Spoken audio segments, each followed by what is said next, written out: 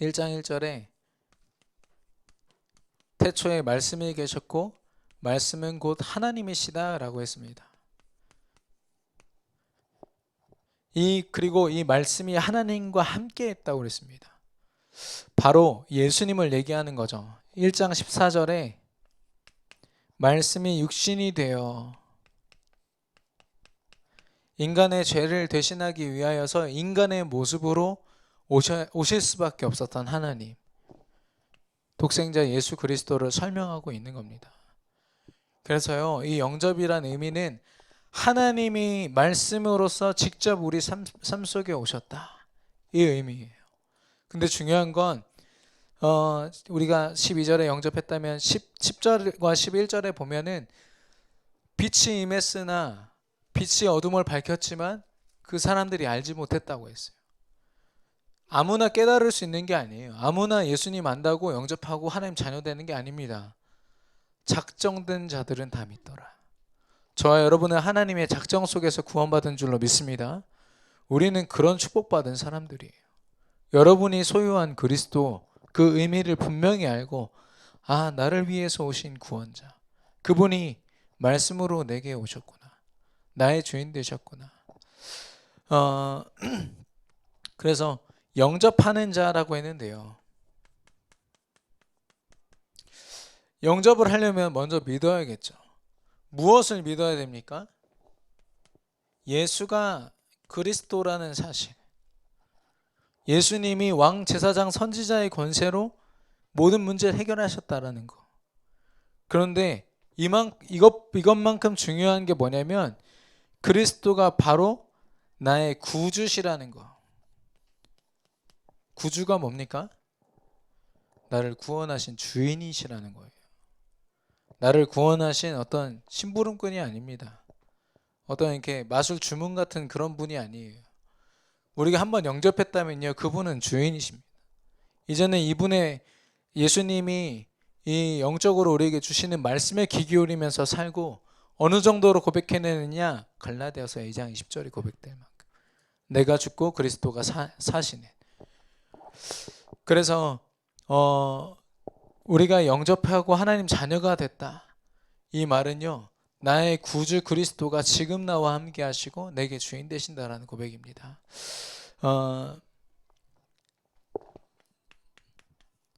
영접한 하나님 자녀의 삶은 우리가 많이 들었잖아요. 전도자요, 증인이요, 또한 복음을 가진 렘넌트다. 저와 여러분이 이 삶을 살아야 할 때 목사님이 얘기해서 또 어디에서 누가 얘기해서가 아니라 하나님의 음성이기 때문에, 내 안에 주인 되신 하나님의 주신 말씀이기 때문에 내가 이 삶을 살아야 되는구나. 여러분이 깨닫고 실제로 도전하는 그런 축복이 있기를 축원합니다. 오늘 제목이요, 절대 포기하지 말라 였습니다. 누구에게 이야기하는 걸까요? 누가 얘기하는 걸까요? 저는 먼저는 하나님이 우리에게 주시는 말씀이요, 또한 이걸 누린 요셉과 같은 영적인 선배들이요, 우리에게 하는 말인 것 같아요. 절대 포기하지 않을 이유가 우리 안에 있는 거예요. 우리 삶 속에 있는 겁니다. 우리가 가진 믿음 안에 있는 건데요. 어제 제가 잠시 이렇게 영상을 이렇게 봤는데, 유럽의 카페들이 지금 유럽의 교회들이 다 카페로 바뀌고 클럽으로 바뀌고 막 이상한 박물관으로 바뀌고 이슬람 사원으로 바뀝니다. 근데 진짜 좀 이렇게 이 가슴이 아프고 자존심이 상하는 건 왜 그러냐면, 교회 안에 있는 집기를 그대로 두고 거기다 만들어요. 그거 다 부신 다음에 리모델링을 해서 만들면 좋겠는데 리모델링을 사실 많이 하지 않아요. 그래서 교회에서 쓰는 모습 그대로, 특별히 창문 보면은 보통 예수님의 생애가 창문에 다 그려져 있잖아요. 그 상태에서 그 안에서 클럽으로 춤을 추고 혹은 이슬람 사원으로 다른 신을 섬겨지고, 얼마나 자존심 상합니까? 하나님이 세우신 교회인데. 근데 우리의 삶을 두고 볼 때 우리 한 명 한 명이 하나님의 성전 아닙니까? 하나님이 그렇게 우리를 세우셨는데 자칫 잘못하면 껍데기만 하나님의 자녀인 거예요. 껍데기만 렘넌트요, 증인이지 자칫 잘못하면 우리 안에 실제로 삶에 움직이는 원동력이 세상으로부터 나와지는 거. 그거 우리 정말 자존심 상해야 됩니다. 그리고 그 천주교에서는요, 창세기를 하나님의 말씀으로 받지 않는다 하더라고요. 그게 역사적인 사실이요 하나님이 주신 이루어 오신 역사다라고 인정하지 않고, 이건 비유적으로, 천주교는 그 시대와 상황에 맞게 진리가 변합니다.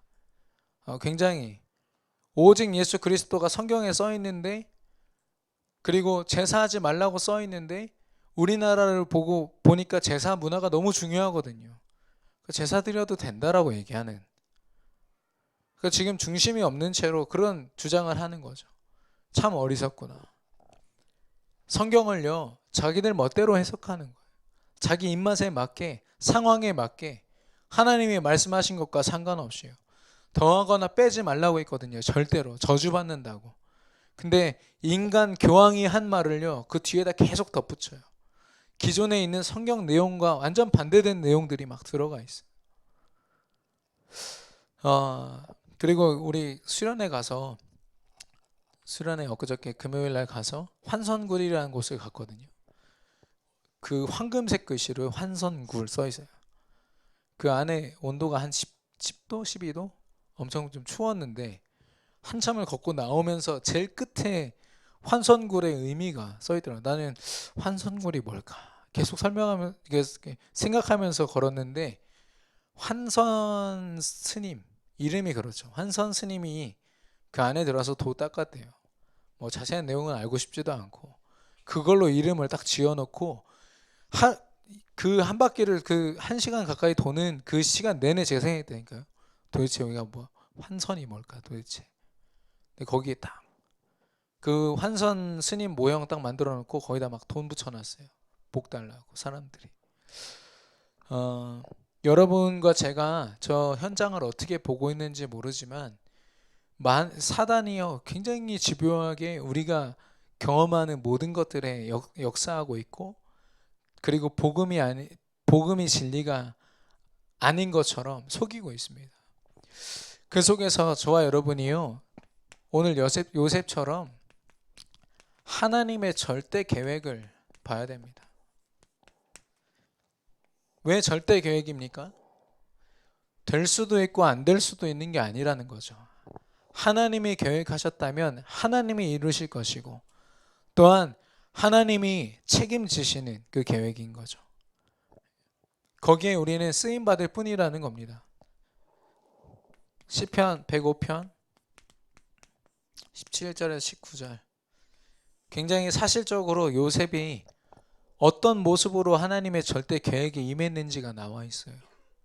하나님이 요셉이 노예로 팔려가도록 먼저 애굽 땅에 보내셨다라고 17절에 이야기하고 있고, 18절에 그의 손이 착고에 차여 있고 모든 몸이 쇠고랑에 차여 있고, 그 요셉이 그 안에서 절망하고 포기한 것이 아니라 말씀이 임할 때까지니라. 말씀이 그를 단련하였도다. 요셉은요, 주어지는 상황 때문에 흔들리지 않았어요. 그의 영적 상태는 늘 하나님과 함께하는 절대 계획에 쓰임받는 전도자의 모습으로 있었습니다. 요셉이 입었던 옷을 차례로 보세요. 원래는 색동옷이었어요. 집안에서 얼마나 사랑받았는지. 자기 엄마를 아빠 야곱이 너무 좋아했거든요. 그러니까 이 아들도 라헬이 죽자마자 더 이 요셉을 사랑한 겁니다. 그 색동옷 입었어요. 얼마나 이쁘게 컸습니까? 근데 바로 형들에게 배신당하고 노예의 옷을 입어요. 그것도 억울해 죽겠는데, 이제는 오해를 받고 감옥에 가서 이제 죄수의 옷을 입습니다. 근데 그런 요셉을 들어서 하나님이요, 바로왕 앞에 서게 하시고 총리의 옷을 입게 하세요. 그 옷만 봐도 요셉이 어떤 인생을 살았는지 다 나오잖아요. 그 흐름이 어땠는지. 근데 중요한 건 옷의 바뀜과 삶의 바뀜과 상관없이 요셉은요, 하나님 앞에서 절대 계획 속에 있는 사람이었습니다. 언약의 여정 먼저 씁니다. 창세기 3장 15절 그리고 창세기 12장 1절에서 3절. 여자의 후손이 오실 것이다. 범죄한 아담 하와에게 하나님이 주신 완전한 답이죠. 결국엔 예수 그리스도가 오실 것이라는 것을 이 창세기에서 답을 이미 다 주신 겁니다. 여기에 더할 것도 없고 뺄 것도 없는 거죠. 이 언약만 붙잡고 있으면 승리해요. 근데 뿐만 아니라 어떤 약속을 하십니까? 예수님이 오실 그 땅, 가나안 땅에 가라. 아브라함에게 말씀하시죠. 요셉의 증조 할아버지입니까? 그렇죠? 아브라함에게 내가 지시할 땅으로 가라. 너로 인하여 모든 민족이 복을 받도록 너를 복이 되게 하겠다. 하나님이 주신 약속입니다. 아브라함뿐만 아니라 가나안 땅에 머무는 모든 너의 후손들이 축복 속에 있게 하겠다. 분명히 약속하셨어요. 우리에게는 하나님 뭐라고 말씀하십니까? 예수가 그리스도다. 이게 모든 문제 해결하는 완전한 답이요. 이 그리스도가 나의 그리스도, 나의 주인 되어질 때 하나님, 내가 경험하는 모든 곳, 내가 가는 모든 곳이 하나님 나라가 임하고, 이제는 내가 내 멋대로 내 유익을 위해 사는 것이 아니라 성령의 능력을 힘입어 증인되는 것. 내가 잘 살았다라는 것을 이야기하며 사는 인생이 아니라 내 안에 살아서 역사하시는 하나님을 증거하는 증인의 삶이 되는 것. 이게 저와 여러분에게 주신 언약이에요. 여러분이 혹시 이 언약을 못 누린다면 우리 삶 속에서 많은 부분에서 손해를 보겠지만 하나님은 결국에는 우리를 통해서 이걸 이루신다니까요.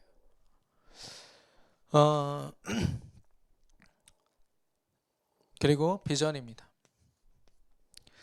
창세기 37장 6절에서 9절. 하나님이 이 요셉에게요 꿈을 보이십니다. 볕단들이 막 절을 해요. 절을 하고 또 해와 달 별이 절을 해요. 그러니까 이렇게 해석을 하면 뭐냐면 자기 형제들과 어머니 아버지가 자기한테 절하는 꿈을 꾸는 거예요. 지금 하나님이 주신 꿈이죠. 근데 이 요셉은요 하나님이 보여주신 그 비전을요 자기의 꿈으로 만들었어요. 하나님이 소원하고 계신 그 꿈을요 나의 것으로 만드는. 요셉이 자랑할 때는요 나 꿈 꿨다가 아니라 하나님이 이걸 나를 통해서 이루실 거야 라는 자랑이었어요. 어린 소년 요셉이었지만 하나님의 것을 나의 것으로 만드는 작업을 이미 하고 있었던 겁니다. 그래서요 그 형들은 되게 기분 나빠했어요. 왜 제가 꿈 얘기하냐, 진짜 짜증난다. 그러는데 그 아버지 야곱은 그의 그 이야기를 기억했더라, 마음속에 두었더라 라고 했어요. 왜냐? 그냥 고백이 아니거든요. 근데 이 꿈을 바라보는 세상의 관점, 믿음이 없이 바라보는 관점은 뭡니까? 여러분과 제가 세계복음화를 위해서 달려가는 그 모습을 보면서 세상과 믿음이 없는 사람들 뭐라고 할까요? 37장 19절. 형들이 요셉에게 말합니다. 꿈꾸는 자가 온다. 비아냥거리는 거죠. 야, 그렇게 꿈 잘 꾸더니 꿈꾸는 자가 온다. 그러면서 20절에 뭐라고 합니까? 쟤를 구덩이에 빠뜨리자. 그리고 그의 꿈이 어떻게 되는지를 우리가 한번 보자. 이야기하는 겁니다. 세상은요 절대로 하나님의 꿈을 볼 수도 없고 깨달을 수도 없어요. 하나님이 믿음 주시지 않으면. 그렇기 때문에요 우리가 가진 세계복음화라는 꿈을요 세상은 알지 못합니다. 그래서 여러분은요 세상과 이 꿈을 가지고 소통할 수 없습니다. 아무리 해도요. 하나님과 깊이 소통돼야 돼요. 이 꿈을 가지고 하나님의 소원 세계복음화가 내 소원이 되도록, 내 삶 속에 실현되도록 그 꿈을 갖는 겁니다. 그래서 하나님이 주신 언약과 비전으로서 갖는 꿈이 확실한 꿈이죠. 절대 계획이 임한 꿈입니다. 혹시라도 다른 이상한 강연이나 책 보면서 여러분의 꿈이 혹시 확인됐다면 과감하게 버려야 돼요. 그건 하나님이 원하시는 꿈이 아닙니다.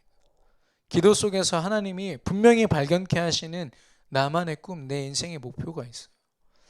여러분과 제가 대학 청년회 때 가장 중요한 이때입니다. 저와 여러분이 결단하고 나의 꿈을 발견하게 되기를 축원합니다. 그리고 실제 발견되신 분들은요, 그 꿈을 가지고 마음껏 한번 도전해 보세요. 제가 볼 땐 대학 청년 때가 마지막 도전의 때가 아닌가. 한계를 설정하지 않고 도전할 수 있는 마지막 때가 아닌가 싶습니다. 아이입니다.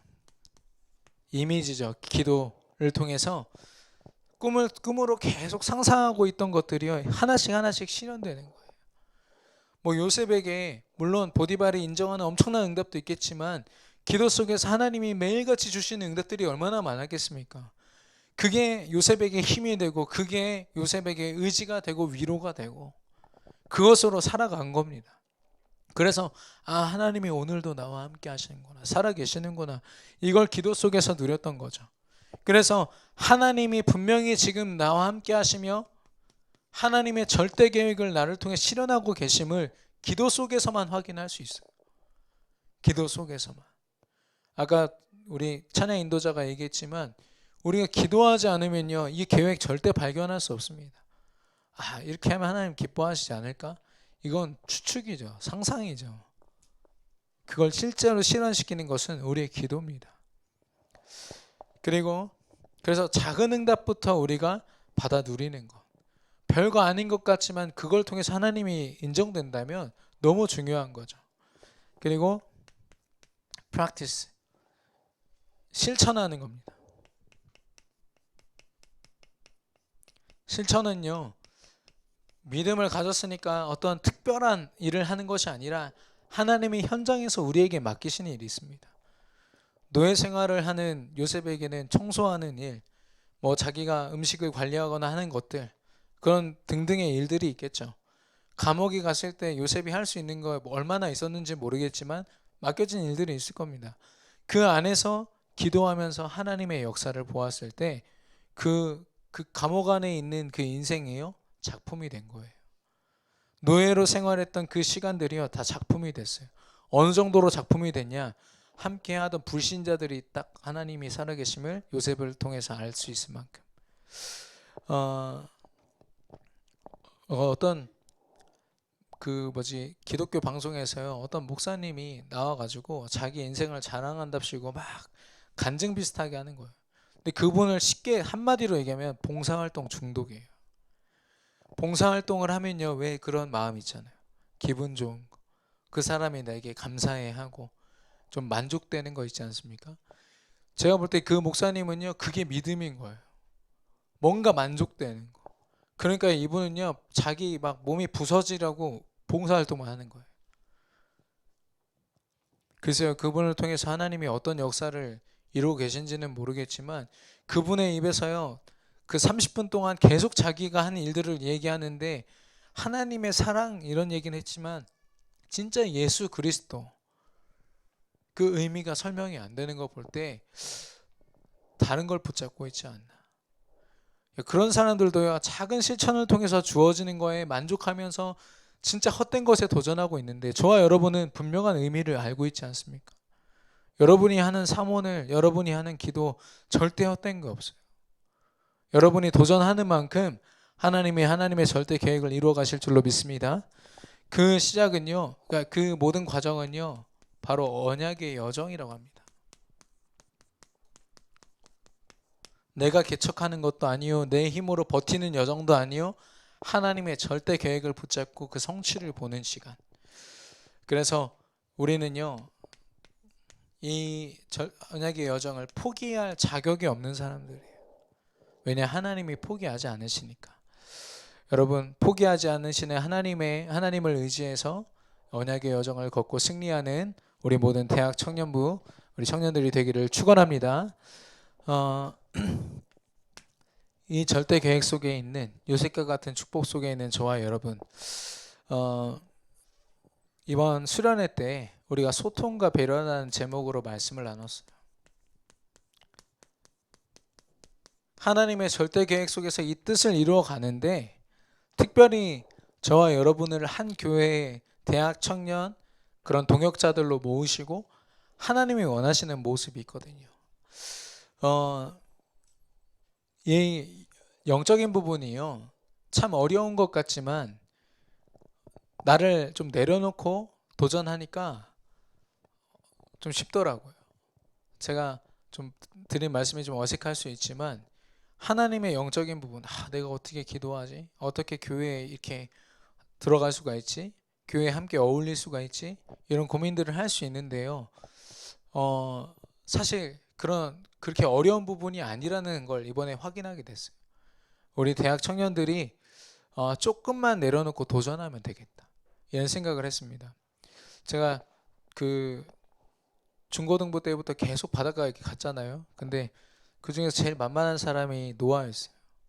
노아가 키가 저보다 커가지고 이렇게 바다 한가운데 이렇게 서 있으면요, 가서 다리 걸어서 뒤로 이렇게 넘어뜨리면 누구보다도 가장 재밌는 목소리로 소리를 지르면서 넘어져. 그럼 계속 가서 넘어뜨리고 이렇게 하는 거죠. 근데요, 최근에 수영을 배웠어요. 어제 바닷가 가자마자 수경을 딱 꺼내는 거예요. 딱. 제가 한 번도 제대로 못 건드렸어요. 왜냐? 깊은 데서 놀아요. 그동안은 이렇게 밖에서 이렇게 보면서 소리만 지르고 하던 친구가 그 안에서요, 막 이렇게 막 손을 이렇게 하면서 수영을 하고, 그래서 타겟이 바뀌었어요. 우리 예은이랑 예빈이. 그래가지고 이 둘이가 노아가 하고 있는 모습을 그대로 하고 있더라고. 어, 수영을 잠깐 배웠는데요. 이제는 물이요, 두려움의 대상이 아니에요. 내게 어색한 대상이 아니라 내가 정복하고 다스리는, 그 안에서 유유히 얼만큼 즐기면 될까를 이제 고민하는 거죠. 이 영적인 부분도 마찬가지입니다. 이 영적인 것과 육신적인 것 사이에서 계속 고민하는 우리 대학 청년들 있거든요. 그래도 아니요. 하나님은요, 이 영적인 그 축복 안에 모든 우리의 삶을 두신 줄로 믿습니다. 조금만 더 내려놓고 도전하기를 바라고, 또 이 새롭게 또 이 여름의 훈련을 통해서 하나님이 우리에게 중요한 응답을 주셨고, 새롭게 이제 도전을 또 하지 않습니까? 도전할 때 언제든지 제가 여러분에게 도움이 가능하다면 도움을 드릴 수 있도록, 여러분이 현장에서 정말 영적인 축복을 누릴 수 있도록 돕겠습니다. 승리하는 저와 여러분 되기를 축원합니다. 어떤 소통과 배려입니까? 민수기 14장 4절에서 10절. 정탐꾼들이죠. 성경을 한번 읽어보시면 좋겠는데, 지금 12명의 정탐꾼이 정탐하고 돌아와서 고백한 거예요. 고백했는데 10명이 뭐라고 했냐? 저들은 너무 크다, 거인과 같고 우리는 메뚜기다, 그래서 정복할 수 없어, 이 얘기를 하니까 거기는 전부 이스라엘 백성들의 거의 99%가요. 99%가 뭡니까? 99.9%가 돌아가자, 애굽으로 돌아가자. 거기는 고깃국이라고도 먹었지, 우리가 광야에서 이렇게 헤매면서 이 짓을 해야 되냐. 여러 가지 원망과 불평이 막 쏟아지고 있는 상태. 근데요, 이 모세와 아론 그 지도자들은요, 바닥에 엎드렸어요. 너무 안타까워서. 하나님이 분명히 하실 수 있는데 너무 불신앙이 짙으니까. 그때 갈렙과 여호수아가 옷을 찢습니다. 옷을 찢으면서 뭐라고 하냐? 저들은 우리의 밥이다. 하나님이 주실 땅이고 얼마나 아름다운지 모른다. 하나님이 주신 저 땅 우리가 정복하자라고 이야기하면서 가장 진정성 있는 고백으로 옷을 다 찢어요. 제발 그렇게 불신앙하지 말라고. 근데도 이스라엘 백성들이 막 화가 치밀어가지고 돌로 모세, 아론 이들을 죽이려고 하는 찰나에 여호와의 영광, 빛이 임했다고 했어요. 지금 그런 장면입니다. 이 장면이요. 저와 여러분을요, 하나님이요, 어쩌면 지금 시기에 우리를 정탐꾼으로 부르셨어요. 정탐꾼은 뭐 하는 사람들입니까? 왜 믿음 가지고 날랜 사람들을 정탐꾼으로 12명을 보냈을까요? 각 지파에서 한 명씩 뽑아서. 정탐꾼은요, 우리가 이길 수 있다 없다를 논의하는 사람들이 아니에요. 정탐꾼은요, 어떻게 승리할지 그 계획을 짜는 사람들입니다. 하나님이 그 자격으로 보내셨는데 10명이요. 불신앙만 가지고 온 겁니다. 하나님이 배경 되시고 하늘나라의 배경을 가졌음에도 불구하고 우린 할 수 없다고 그들 앞에서 외치는 거예요. 각 지파를 대표하는 사람들이. 결과적으로 불신앙의 결과로 그들은 처형당합니다. 그 자리에서. 우리 대학 청년들이요. 각 현장에서 여러분이 해야 되는 건 뭐예요? 내가 성공할 수 있냐 없냐가 아닙니다. 내가 잘 먹고 잘 살 수 있냐 없냐를 고민하는 사람들이 아니라 어떻게 하나님이 맡기신 세계 복음화를 이루실 것이냐를 점검하는 거예요. 그 모든 전략들이 여러분의 삶 속에서 발견되어야 돼요. 그래서 진짜 해야 할 일이 무엇인가? 하나님의 정탐꾼과 같은 모습으로 우리가 진짜 해야 될 일이 무엇인가 확인하길 바라는데, 첫 번째는 소통입니다.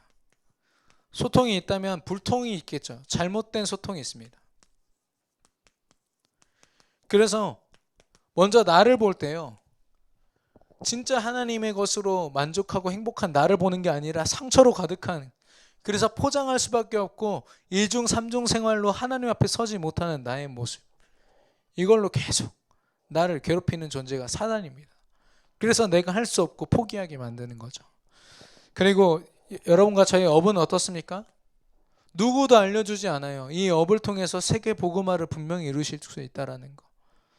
청소부로 할지라도 우리가 청소부가 뭐 잘못됐다는 게 아니라 좀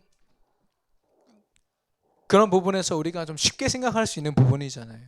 근데도 하나님은 모든 것을 통해서, 모든 업을 통해서 그 일을 하실 수 있다라고 말씀하시는 겁니다.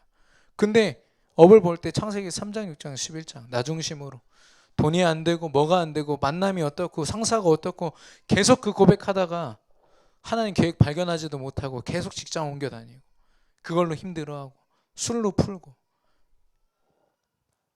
그리고 교회를 볼 때 사단의 전략은요, 교회의 가치를 잃어버리게 만들어요. 우리 교회가 어떤 교회인데 하나님이 우리 교회를 어떻게 쓰신지를 보지도 못하게 만들어요. 거기다가 가치를 좀 알았잖아요. 이제는 흐름을 놓치게 만듭니다. 여러분요, 삶의 흐름은요 이렇게 어마어마해요. 사단의 전략과 또 세상의 흐름이라는 것은요 이렇게 변화무쌍합니다. 무쌍해서 우리의 헌신하는 모습도 때로는요, 교회가 예를 들면 교회가 건축을 해야 된다라고 할 때는 그냥 평소처럼 헌금하면 안 되죠. 우리가 결단하고서 진짜 하나님 앞에 드릴 수 있는 헌금을 그 상황과 맞게 할 수 있어야 돼요. 그게 우리의 전도자의 모습인데, 중요한 건 흔들리지 않는 영적인 상태를 갖는 게 중요한 거죠. 헌금을 많이 해서 힘들어진다, 안에서 또 괜찮아진다가 아니라 영적인 상태는 유지하되 삶 속에서 주어지는 교회와 그 축복의 세상의 흐름 속에서요, 그게 거기에 맞게 내가 더 기도할 때가 있고 더 헌신할 수가 있고, 그게 우리 대학 청년들의 모습이에요. 여러분의 미래입니다. 근데 대부분은요 이 영적인 상태처럼 내 삶이 그냥 이렇게 되게 원해요. 교회가 어떤 흐름을 갖든 어떤 기도 제목을 갖든 상관없이 그냥 나는 내 길 가겠다. 귀찮아. 더 신경 쓰고 싶지도 않아. 이게 얼마나 큰 사단의 전략인지.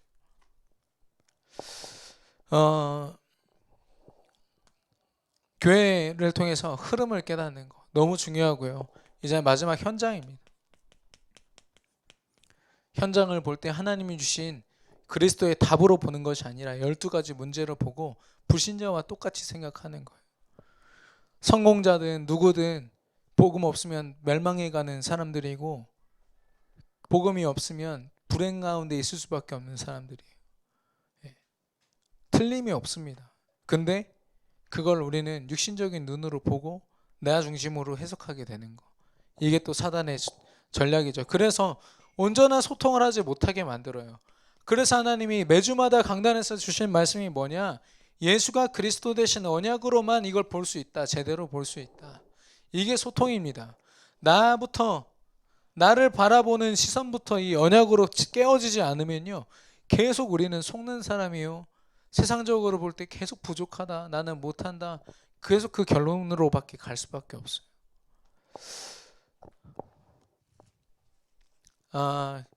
그래서 하나님이 예수 그리스도 그 언약으로만 소통하라고 말씀하셨고, 우리가 그리스도로 말씀 안에서 계속 그 축복과 흐름 속에 있을 때 이제 드디어 현장을 향한 배려에, 여기서 말하는 배려는요, 우리가 흔히 알고 있는 이를 악물고 막 사랑한다고 억지로 봉사활동하고 뒤에서 욕하고 그런 배려가 진짜 그리스도의 사랑으로 사랑할 수 있느냐, 품을 수 있느냐, 그 이야기인데요.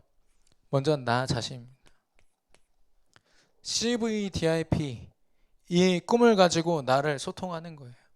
비록 내가 가진 것 없고 좀 부족해 보일지라도 나는 언약 가졌기 때문에 난 승리한다. 나는 하나님 자녀다.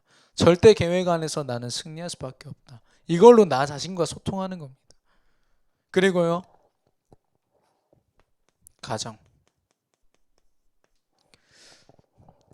가정에 주어진 그 대물림과 모든 것들은요, 이 주신 우리가 가진 언약으로 말미암아만 치유가 가능해요. 우리 가정 도대체 이거 뭐냐? 왜 나는 이런 환경 속에서 어려움 당해야 되냐? 불평불만이 아니라요, 이제는 내가 그 주역이 돼서 치유하는, 대물림 되는 그 저주와 재앙을 끊는 사람으로 쓰임 받고, 교회 안에서 이번에 좀 주로 얘기했던 부분이 이 부분입니다. 교회 안에서 저와 여러분이요, 둘 중에 하나인 거예요. 첫 번째는요, 저와 같이 하나님 말씀 붙잡고 이거에 모든 생을 드리는 교역자가 되거나, 아니면 그 전도자를 돕는 보호자, 식주인, 동역자의 중직자가 되거나, 여러분 두 가지 중에 하나거든요. 그래서 진지하게 전 말씀드립니다. 혹시라도 이 응답과 축복을 평생을 들여서 누리고 싶다 하시는 모든 분들은요, 교역자로 저에게 오시면 제가 여러분을 도와드릴 수 있어요.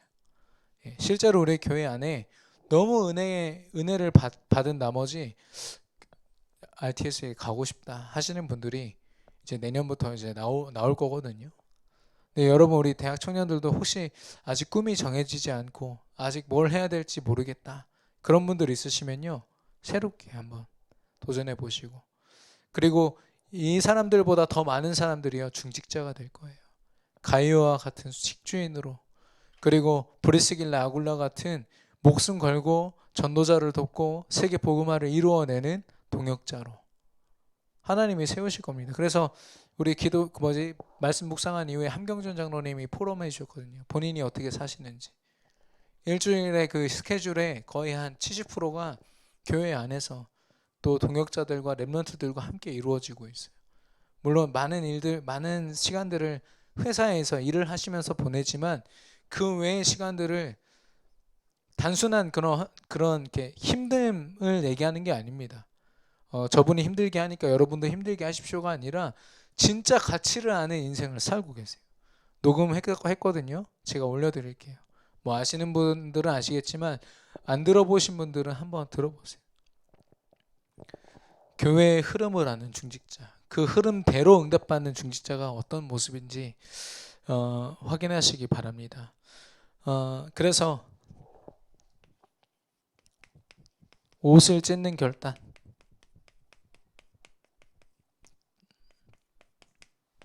왜 우리가 옷을 찢어야 됩니까? 왜 여호수아 갈렙이 옷을 찢을 수밖에 없었습니까? 하나님이 살아계심을 인정을 안 하잖아요, 이스라엘 백성들이. 하나님이 앞으로 하실 일들을 인정하지 않습니다.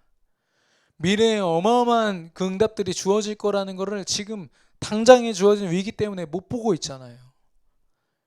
믿음이 없는 것처럼 살고 있지 않습니까? 그래서요, 하나님이 여호수아 갈렙의 믿음을 들어서 옷을 찢게 만드신 거예요. 갈렙은요, 사실 청년이 아닙니다. 청년이 아니고 그 결혼한 상태였거든요. 그래서 저는 우리 함경준 장로님들과 같은 젊은 장로님들, 자기 정말 삶을 들여서 헌신하는 젊은 장로님들, 또 우리 교회에 헌신하는 분들, 그분들이라면 우리는 여호수아처럼 서는 거예요. 그분들과 함께 옷을 찢으면서 하나님의 살아계심, 하나님의 하실 일, 미래에 일어날 일들을, 저와 여러분이 참된 소통과 배려를 통해서 승리하는 우리 모든 대학 청년 전도 지자들이 되기를 축원합니다. 결론입니다. 우리는 언약의 여정을 걷고 있습니다. 너무나도 많은 사람들이 언약의 여정을 이야기하고 있지만 왜 그러냐면 우리가 언약의 여정 속에 있으면서도 그걸 느끼지 못하고 살 때가 더 많기 때문에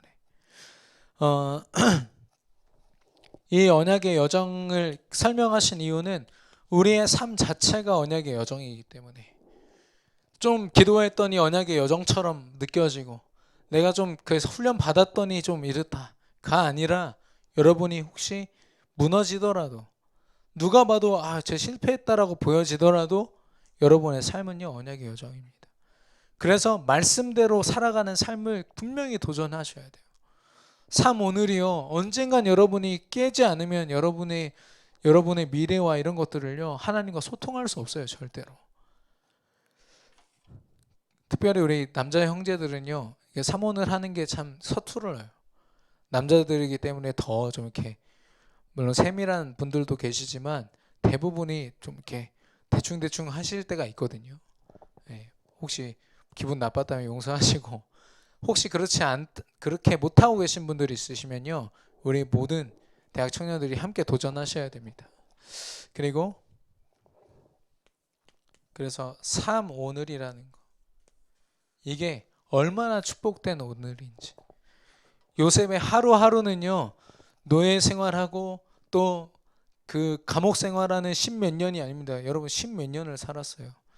16살 때인가 15살 때 애굽에 와가지고요 노예 생활하고 감옥 가서 기다린 시간이 30살 때까지예요.